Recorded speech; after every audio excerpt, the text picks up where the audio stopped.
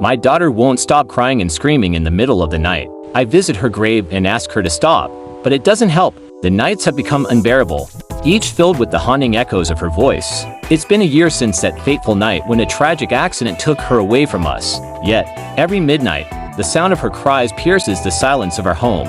Desperate for peace, I sought help from every possible source: doctors, priests, mediums, hoping someone could explain why her spirit was so restless. One evening, an old woman approached me after hearing my story in the village. Her eyes, though cloudy with age, held a sharpness that seemed to cut through the fog of my grief.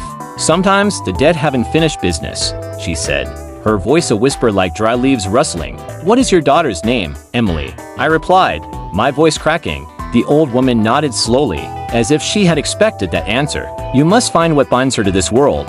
Only then will she find peace." I didn't understand what she meant. Emily was only 7, her life filled with innocence and joy. What could possibly be keeping her tethered to our world? Determined to find answers, I spent hours poring over old family photos, letters, and drawings. In a dusty corner of our attic, I discovered a small box filled with Emily's treasures, little trinkets and mementos she had collected.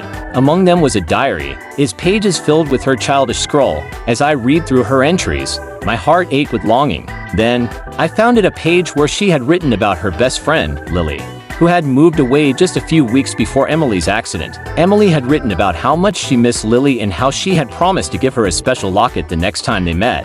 Realization dawned on me. Emily's unfinished business was her promise to Lily. The locket she had cherished so much was missing from the box. I searched the house until I found it, tucked away in a small drawer in her room. With the locket in hand, I set out to find Lily. After some inquiries, I located her family in a nearby town. When I explained everything to her parents, they were understanding and invited me in. Lily, now a somber girl, listened quietly as I told her about Emily's promise. Tears welled up in Lily's eyes as I handed her the locket. "I miss her so much," she whispered.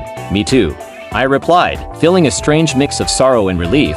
"She wanted you to have this." That night, for the first time in a year, our home was silent. The oppressive weight of Emily's cries lifted, replaced by a profound sense of peace. I visited her grave the next morning, placing a bouquet of her favorite flowers there. "Thank you, Emily," I whispered, feeling the gentle breeze as if it were her soft caress. "Rest well, my sweet girl." And from that day on, the nights were calm, the echoes of her cries ceased, and I knew that, finally, my daughter had found her peace.